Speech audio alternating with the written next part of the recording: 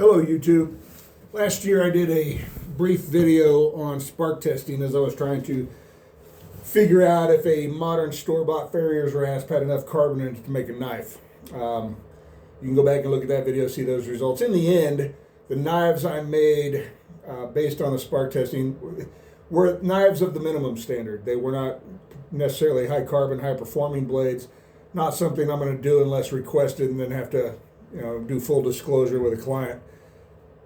But tonight I had a piece of farm equipment that I wanted to test, see what kind of carbon it's got in it, just get an idea based on the spark, for those of you unfamiliar with the technique, and gathered a couple other things we could spark test along the way just to compare. So let's start with a piece of known mild steel. This is the stuff you buy at Lowe's. Just a 3/16 inch bar of weldable steel. The belt is a 60 grit ceramic, about halfway through its life, maybe a little more. The grinder's on high speed. Moderate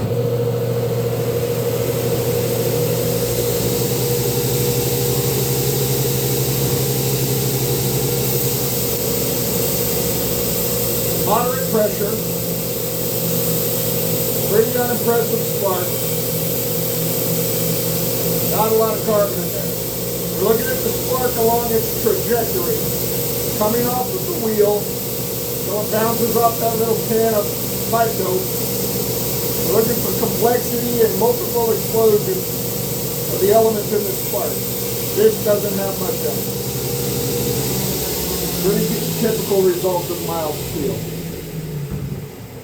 Let's go down in carbon. Let's look at a piece of wrought iron. This comes from a railroad tire, or excuse me, a wagon tire, probably 100, 150 years old. Let's take a look, see what it does.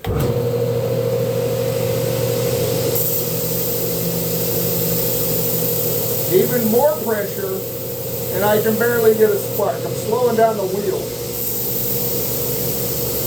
Very, very low carbon. Never make a knife out of this stuff. Let's look at a railroad spike. Railroad spikes, if they have an HC on them, that's going to be a little higher carbon, improved carbon content. This one, I can't see that. It might have had one at some point. It's old, it's been used. It'll have a carbon content somewhere between 0.15 and 0.30% carbon. Let's see what it does.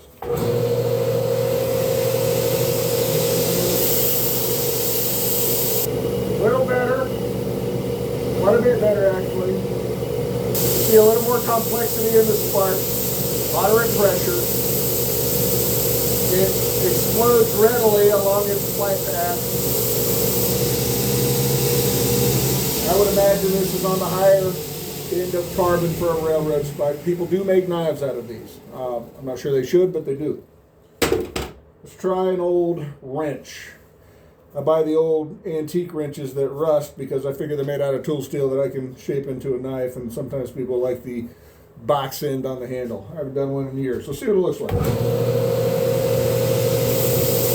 That is a complex spark. Very dynamic. Multiple explosions along the flight path. It looks fuzzy. It's so dynamic. What we call a hairy spark. That would be very good knife steel. Let's check out this random piece of Damascus. I don't know if this was a guard or what. Just somewhere in the strap on.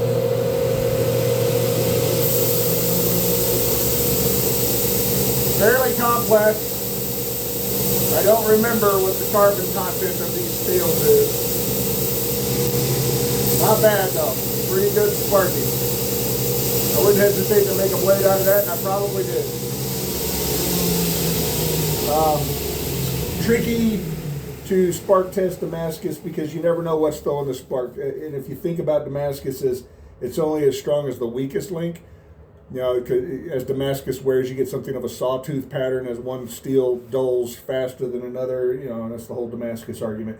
But I would make a knife out of this, and like I said, I probably did. Let's look at some 5160. This is annealed 5160. 60 is the carbon content in 5160. That's what that part of the code means. And 60 is a pretty good content to make a knife. And 5160 has been an excellent knife steel for as long as it's been around. Let's see what it does on the wheel.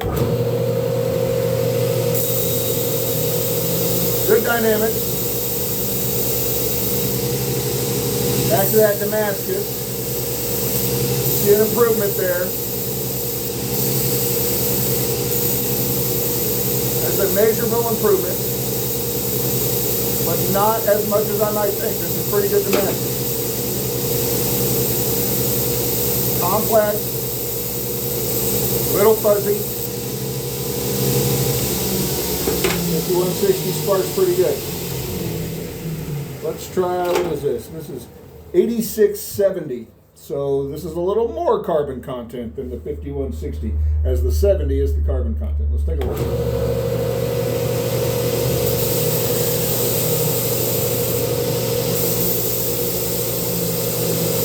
Visually, I can't tell the difference between this and the 5160.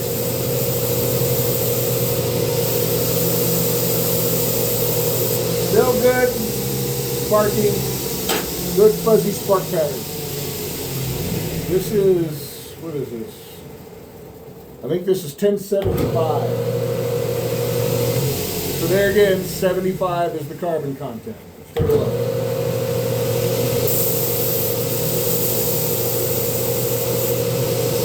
Let the wheel get up to speed here. Very similar to the 5160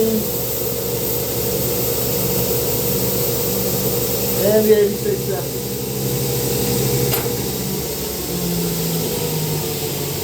All right, 1095. 0.95% carbon. As much as 1.15% carbon in 1095. See what goes on the wheel. This is a very high carbon steel. And as expected, it throws a very complex spark pattern. Very active, very fuzzy. Fantastic knife steel.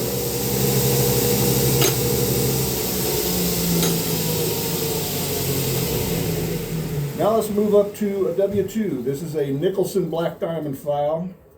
I called Nicholson years ago trying to get them to divulge the steel alloy of their files because I had a source where I could buy 3 for $1 out of a bin. The great big mill bastards made a lot of knives out of them. They would never tell me the alloy, but after a long conversation and realizing I wasn't the competition, he told me to heat treat it just like W2 and I'd be just fine. So I'm guessing it's W2.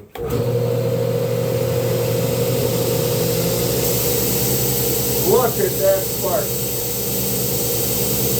It doesn't get any better than that. Maximum complexity all the way through the flight, off the mount. Fantastic laser. Love W2. Let's try that farm equipment I brought out here to test. Just an old tractor handle. Let's test this spring on it first. We know the spring's going to be a higher carbon. Yep. That's a good high carbon steel. That's the main body. That brings me back to that mild steel, or even less carbon than that mild steel. Let's take a look. I think the mild steel has more carbon. Maybe about the same.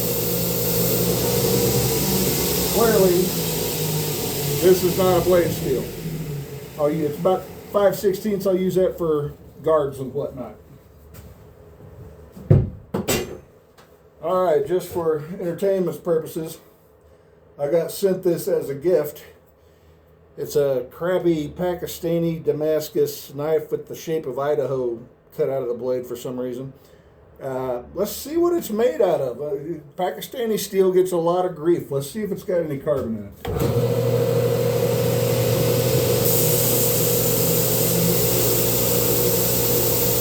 You know, better than I thought. Not really complex.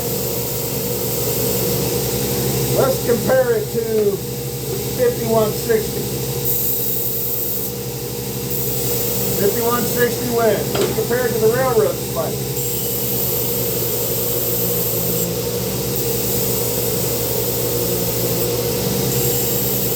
Railroad spike is more complex up high here, coming off the wheel, fuzzier, but just.